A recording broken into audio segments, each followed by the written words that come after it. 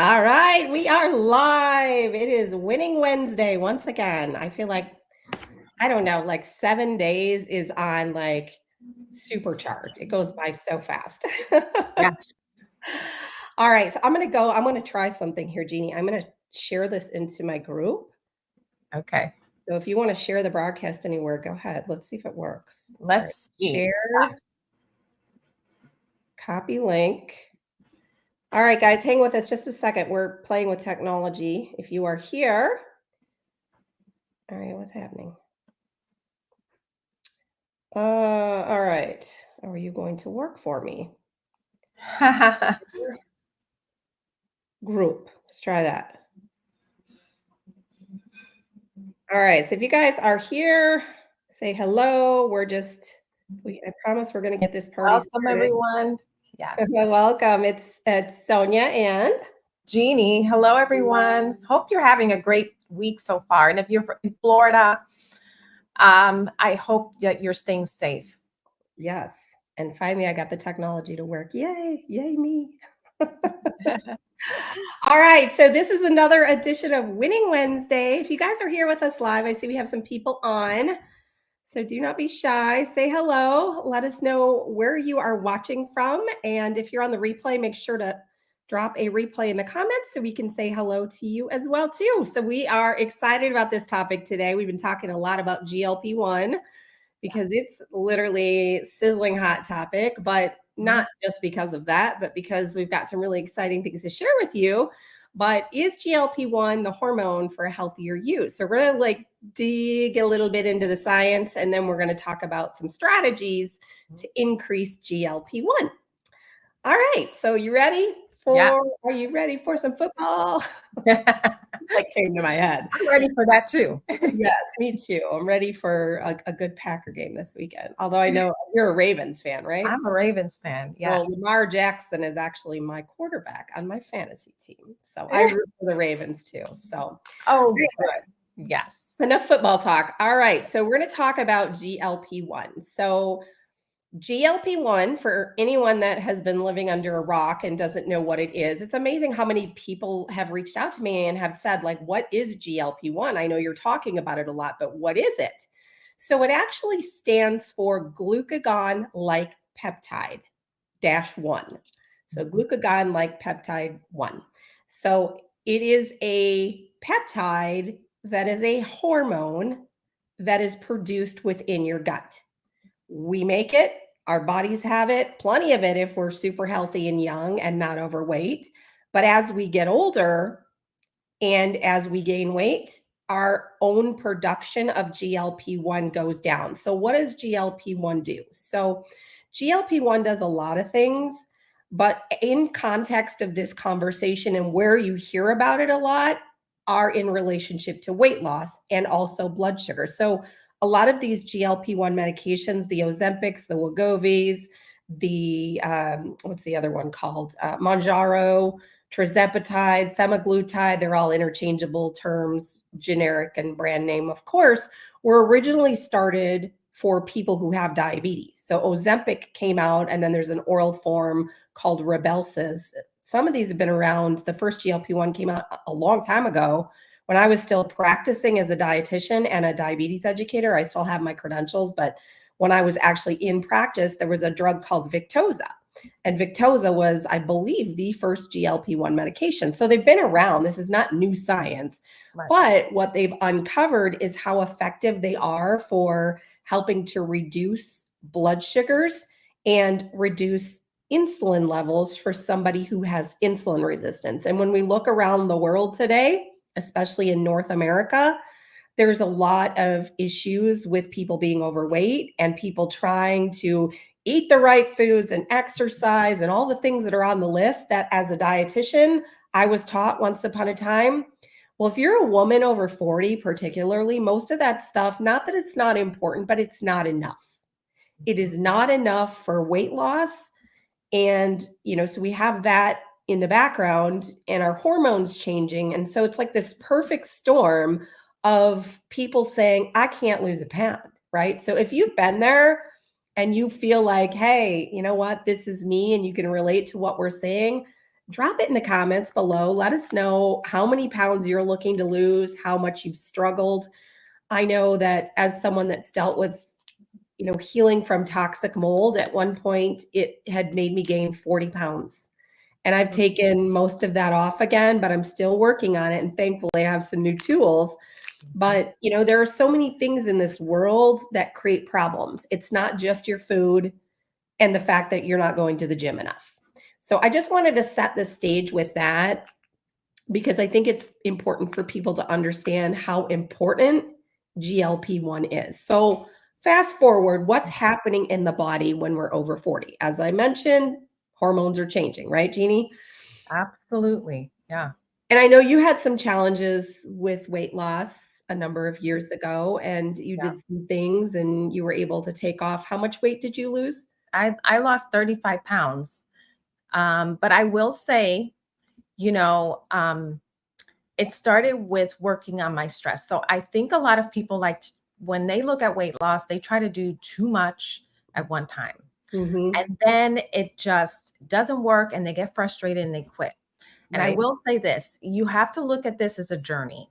You want to think about you are taking care of yourself, you're making sure you're in good health, and the weight loss will follow. Like if we obsess so much about the weight loss, it is going to be so much more challenging and you're not even going to enjoy it. You're not going to enjoy the journey. So look at it as you're just doing little things every day to make sure you're healthy, whether it's 3 good things you do for yourself, 5 good things, whatever goal you set, it needs to be really small, bite-sized goals. And that's what I did. When I lost the 35 pounds, it wasn't like I didn't, do everything at once. I started out with stress reduction because I was going through grief, Mhm. the loss of my mom and my daughter within 10 months. I was pretty much in depression mode. And so having to lift myself and take myself, move myself forward to do daily activities that I needed to do took a lot of work and effort, to get out of bed. And then on top of that, the weight gain coming from menopause because of hormonal changes. And then I had the stress hormones that were impacting me as well. And of course, I probably had lower GLP-1 levels because I was also aging as well. So, I mean, you throw all of these things, it makes it very, very challenging losing the weight. It's not as simple as when you're in your 20s, right? So, so I started out with working and focusing on decreasing my stress because I am a true believer in working on your internal things. So, mindset, meditation, because if you don't have your mind in the right place and you don't get your stress under control, all the other things, they're not really going to work. They may work for a few months, but they're not going to work long term. So, you have to get the internal really in kind of like in order and kind of how what's that word I'm missing, you want to make sure that they're aligned with what your goals are. Mhm. Okay, because if they're all in alignment, then everything just flows forward. But if it's out of an alignment, then you have your emotion going in this direction, your mind is in another direction, and it's just and you're just reacting. You're like in this reactive state constantly. Mhm. So again, I truly believe you have to work on your mindset, your stress reduction, especially as we get older. Stress really, really hits hard on that. And again, these things impact your GLP-1, which is So what we're talking about today, so right? true. And so all of this, right? So you know now what GLP-1 is, and you know that it's tagged to blood sugars and weight loss, but there's a lot of other health benefits. If you just go out there and research the health benefits of GLP-1 or having adequate production of GLP-1 in your body, like Mhm. there's so much that's being studied and tested right now. Yeah. And I truly believe that they're gonna be a lot more medications that come out, and they're using them in micro doses, and they're doing all kinds of things with them. But the reality is with the medications, while they can be very beneficial, they also come with a lot of side effects.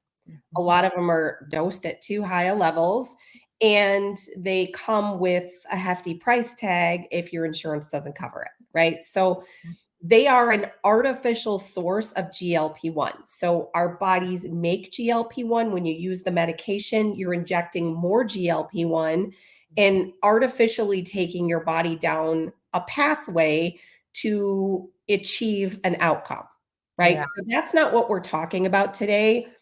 What we're talking about are some of the benefits that come along with increasing GLP-1. And then we want to talk about how you can do this naturally, because there are ways to do it naturally, contrary to what we're told.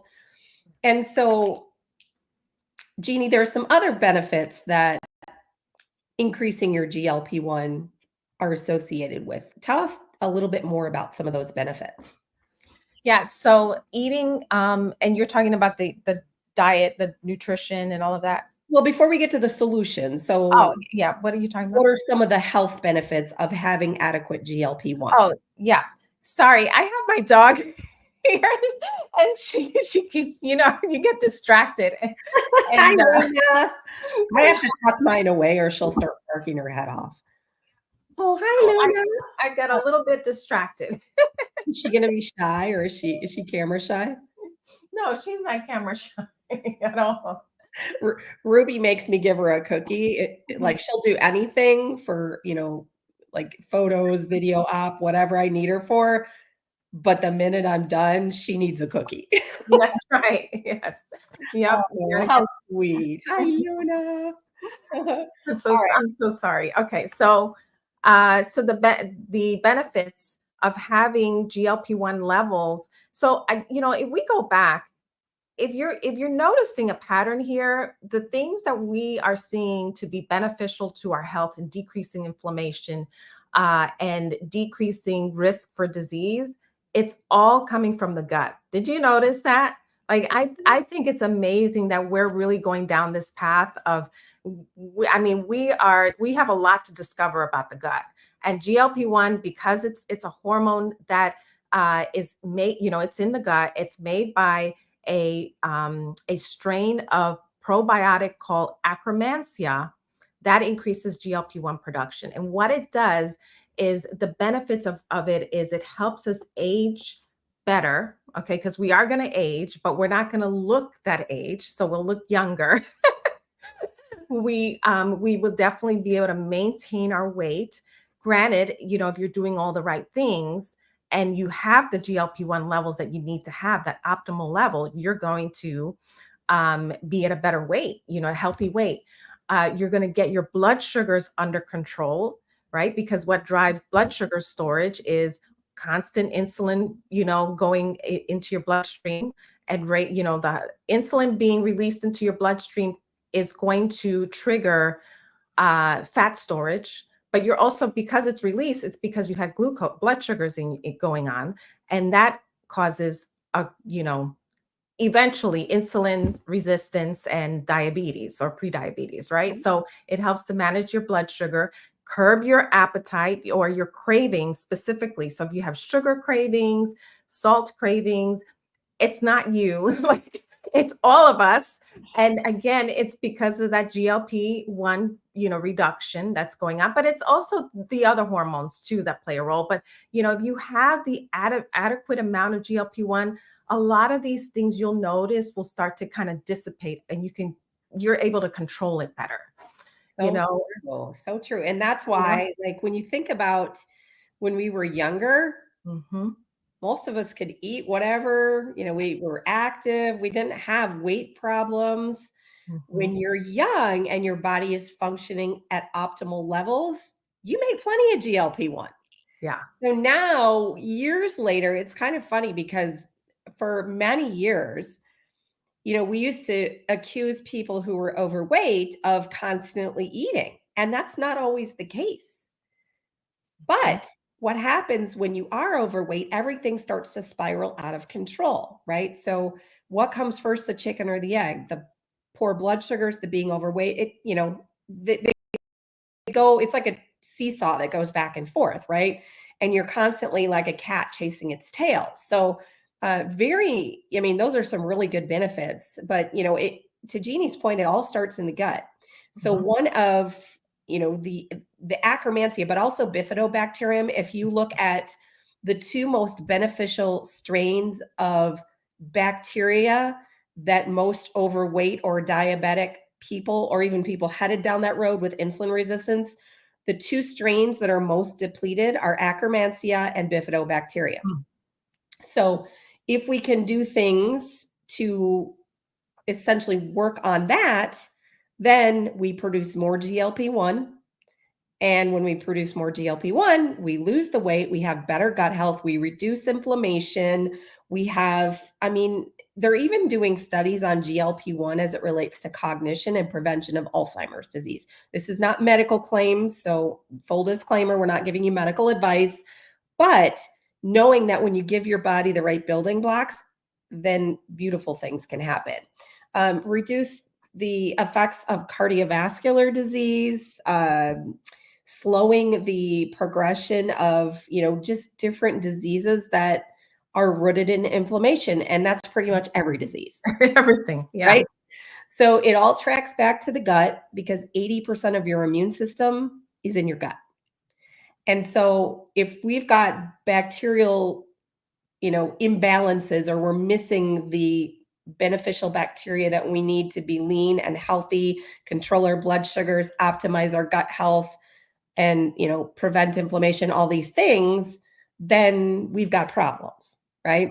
Mhm. But when you go to the doctor, they just all of a sudden go, well, you're gaining weight, you have now this disease. You get a label. Mhm. Well, what happens with the whole window of time before you get the disease? If we can work on these things, and weight loss is a huge part of that, but it's not the only part. And as a diabetes educator, I can tell you that the key to weight loss is managing your hormones. And that biggest hormone on the list is your insulin levels. Unfortunately, there's so much confusion about how to eat for, blood sugar control. Should you be keto? Should you be paleo? Are you vegan? Are you the, like, Mhm. I don't subscribe to any of it. There's one tried and true way of eating for balancing blood sugars. That's having a source of protein, fat, and low glycemic carbs every time you eat, and not eating a million times a day. Right. Yeah. Because every time you eat, your blood sugar spikes, Mhm. your insulin spikes because it has to lower the blood sugar. And then there's excess insulin stored in fat cells, Mhm. gain Mhm. weight or can't lose weight. So Right. we have this pattern of snacking throughout the day, 2 o'clock in the afternoon, which is like around the time I usually take my, curb supplement, which we'll hit on in a second. I usually take that, between lunch and dinner at some point, Yeah. because that for me is the time where I start feeling a little bit, as I call it, snacky, right? And that Mhm. might be different for you. You might be that person that as you're cooking dinner is like, give me the chips, give me the whatever, or Mhm. maybe it's later at night, right? So you can work with your body chemistry, and yours might be different than mine as Mhm. when you need that extra help. Okay, so a couple other benefits of increasing GLP-1. I'm just looking here. Oh, this actually supports liver health. And, Yeah. most people that are overweight walk around with a low level of fatty liver disease, Mhm. which if your liver isn't functioning properly, you're not detoxifying well. Therefore, you're holding on to more toxins, you gain more weight. Like, so do you see this pattern here? How this, even though this is what people think of for weight loss, we need to optimize GLP-1 levels for much more than weight loss. Mhm. But when Yeah. you take things or you eat in a way that helps your body produce more GLP-1 by increasing those strains of bacteria in the gut, all of these things naturally start to get better without drugs, without, weird procedures or surgeries or any of those things. So, all right. So, hopefully that set the table for how important this hormone is. Let's shift and talk a little bit about what you can do to increase GLP-1. So, you can take shots if that's your choice. One of my good friends actually said to me, I tried the shots and I ended up in the ER because I got so sick from them. Oh my gosh. I've had other people have great success with them. So I think you've got to, I think they're grossly being overdosed, number 1, because Mhm, these doses, unless you use like a compounding pharmacy, because then those doses can be at micro levels, microdosed. But mhm, when you buy it from the regular pharmacy, you get what you get, right? And yeah. so people are getting really sick from this stuff. You can have gastroparesis, you could Mm. have delayed stomach emptying, paralysis of your gut. I mean, there's Oh, so God. many things that can happen. So you have to look at the risks versus the benefits. Correct, correct. Yeah. So some natural ways to increase GLP-1. Obviously, your diet, right? So what Mhm. are a couple things we can do with diet to increase GLP-1? Yeah, definitely more fiber, Mhm. specifically the beta glucan. I guess that I never heard of beta glucan, but I do know oats. I Mhm. know rye, you know, and I know some people can't have oats, so you can get the what is that? If they need, I forgot what it's called, but then you can get oats that are Gluten-free? gluten-free. Thank you. You can do beans. Oh, I love beans. I eat beans like almost every day. I love beans. Peas and lentils. Ooh, I just had lentil soup last week. So this is really easy stuff, right, guys? Fiber, lots I of love fiber. it. Pears, apples. Who doesn't eat pears and apples? You Yes, know? So it's just a little bit of these things every day. So you want to be consistent. It can't be like once a week. You got to right. have one of these types of things every day. Green bananas. I love green bananas. Who loves green bananas? Better than the sweet bananas for sure. I like plantains, that's my favorite. Oh, I grew up on plantains. Yes, Mhm, absolutely. So these are all good stuff. Oh, and curcumin is another one. mhm, So I add cumin to like everything when I mhm. cook. Yes. Mhm, So lots of good foods. So basically to summarize all of that, high fiber, high protein, and not like mhm, excessive protein, but adequate protein. mhm. A good average, people ask me all the time, how much protein should I eat? Well, a dietitian can help you calculate that. But on average, for most people, unless you're a really big person, approximately 100 grams a day is sufficient for most people. Yeah. Obviously, give or take, depending on your size, your activity level. I mean, there's a lot of variables. Work with a dietitian to help you on that, or even use an app like MyFitnessPal. It will give you your estimated macros. But increasing fiber, increasing protein, staying hydrated, all these are important. But Yeah. what do we do if that's not enough? And most people, if they're trying to lose weight, have been doing those things. Well, I do have a question though. When you say protein, should it be plant protein or doesn't matter? So, you know, animal protein is more bioavailable to the body, meaning it is a complete source of amino acids. Right. Plant proteins, most of them are not a Yeah. complete source of amino acids. So I am very much an advocate for eating a, highly plant-based diet. Mhm, I'm not an advocate personally for being 100% vegan. And here's why. Most people do not do that appropriately. And mhm, for women over 40, we need adequate protein, fat, carbs, all of these things to help our bodies produce hormones.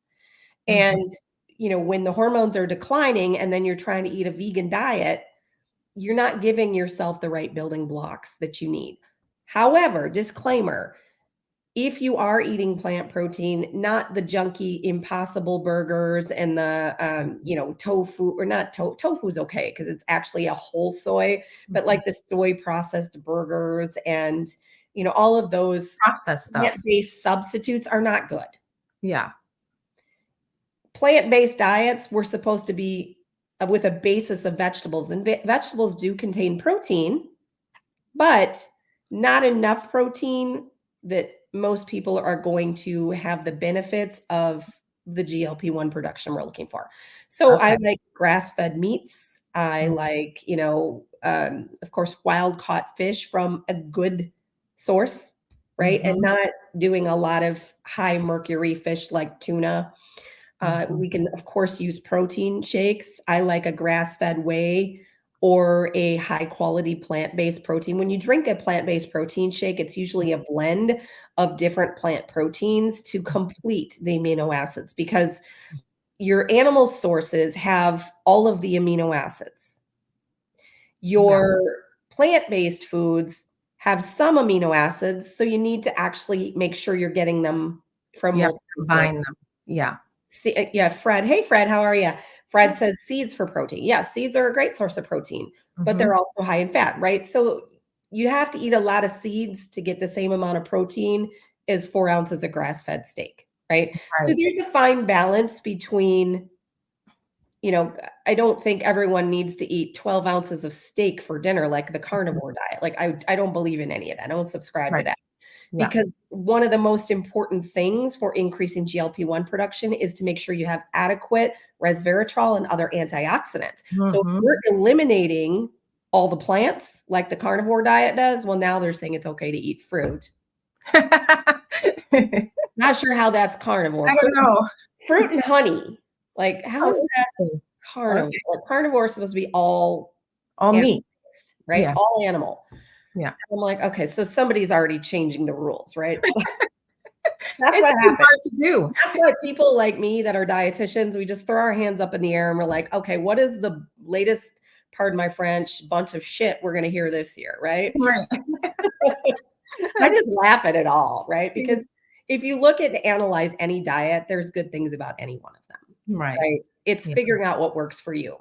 But recently, there's been a lot of research done on obviously the medications, but also how can we teach our body to produce more GLP-1 naturally? So, Mhm. a company that we are partnered with, just not even 2 2 weeks ago, weeks ago. introduced the very first Mhm. nutritional supplement that is a proprietary blend of all kinds of good stuff, but the shining star is a special prebiotic fiber that in the clinical studies actually showed a 17.1% increase in GLP-1 production, just that one ingredient inside Wow. of it. I'm blown away. Yeah. And that's no medication. So Yeah. it's a supplement called Curb. Mhm. It's very unique. It's actually a peach mango drink. So you know me, I like anything that doesn't come in a pill because Me too. when you go through mold toxicity and you have to choke down a million pills a day, like it's terrible. So It this is. is a Yeah. peach mango drink. This is about the time of day I drink mine. So pardon my bartending skills here. Don't get too And close it's very because it is filling, like, you water. drink it and you feel full, like, immediately. Yes, and that's the prebiotic fiber. You legit have to mix it and drink Mhm. it right away. If you let it sit, it will get thick. But Yeah. here's what's super cool about this product. It actually, again, has been studied and increases those two key strains of bacteria in the gut that we were talking about, the bifidobacterium and the Akkermansia.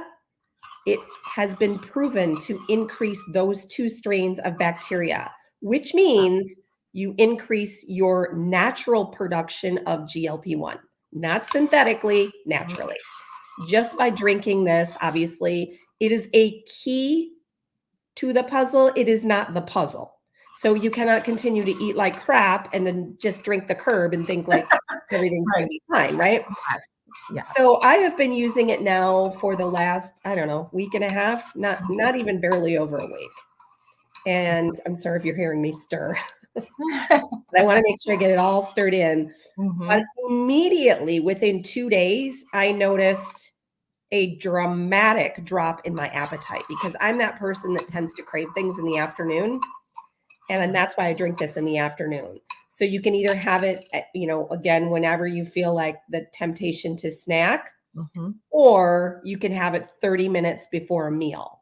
So for a lot of people, that's 30 minutes before their largest meal. So the flexibility is there. But Yeah. we're seeing incredible results from this product as part of a transformation system as well. We had a beta testing group of individuals. There were 28 of them to be exact, who Mhm. actually used Curb and the rest of our transformation system for 12 weeks. And collectively, they lost over 550 pounds. Yeah. Incredible. That's Yeah. insane.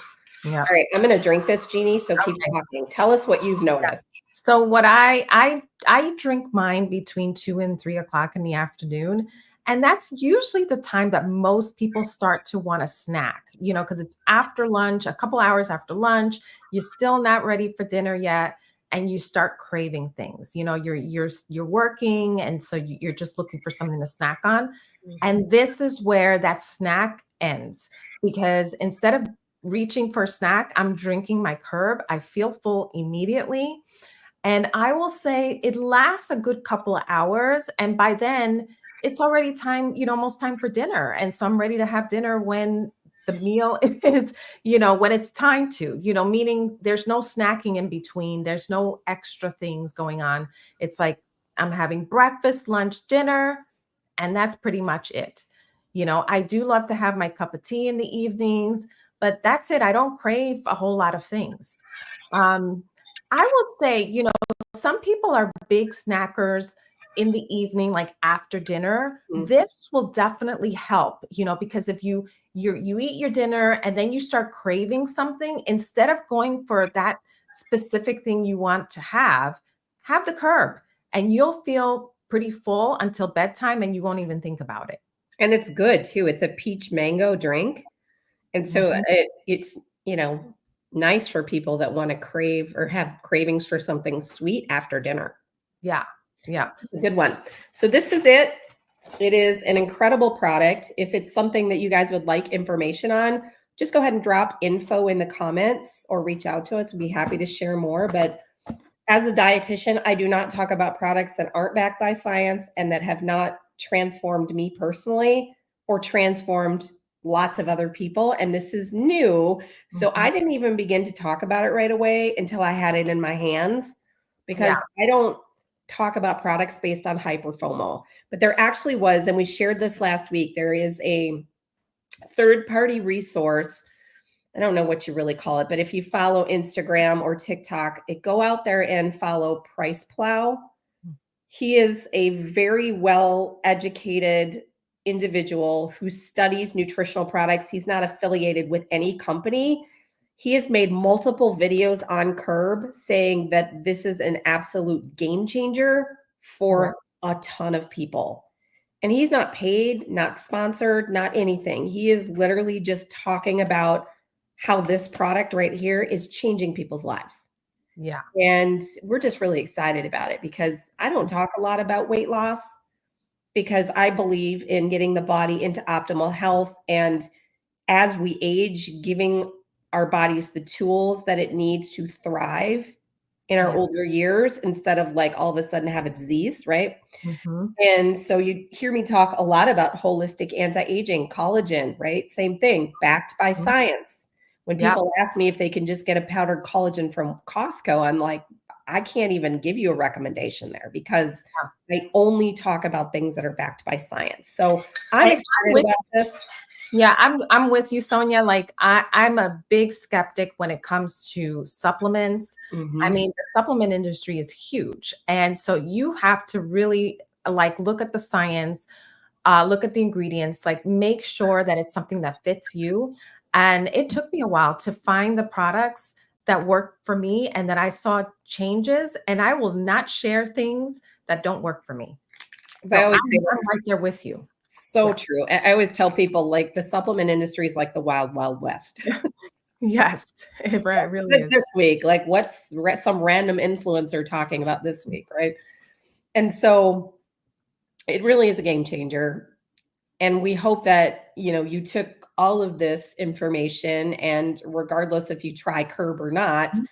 hopefully you learned something from this live. And Yeah. if you found it valuable, we are live in public places. You can share this broadcast. So go ahead and share it. And if you'd like information, drop info in the comments or reach out to either one of us and we'd be happy to share. But Jeannie, anything else that we forgot about the topic of GLP-1 for a healthier you? I will just say that I hope you walk away from this, like Sonia said, learning something, but also applying it to your life. Mhm. Because by increasing your GLP-1, you will start to notice some changes. You're going to feel better. You're going to have more energy. You're going to sleep better. Like it impacts so much in a positive way. 100%. It's all, sometimes we think, well, this is the way we're conditioned, right? When somebody's has a particular problem, they go to an ologist of some sort, an immunologist, a cardiologist, a gastroenterologist, right? As I call them, the ologists. Instead of like taking a step back and saying, like, every part of the body is connected. Yeah. And working on the gut helps it all. Mm-hmm. And so I know there are way too many people out there who are struggling. I have been there. I'm still working my way through things, but this is a tool in my healing journey as well. And because when you have mold toxicity, it impacts your gut in a major way. So this alone is a huge tool in my toolbox, and I'm just so grateful that it's here. So thank you guys for being with us today. We hope to hear from you, and we will see you next Wednesday. Thanks for hanging out with us, everyone. Bye.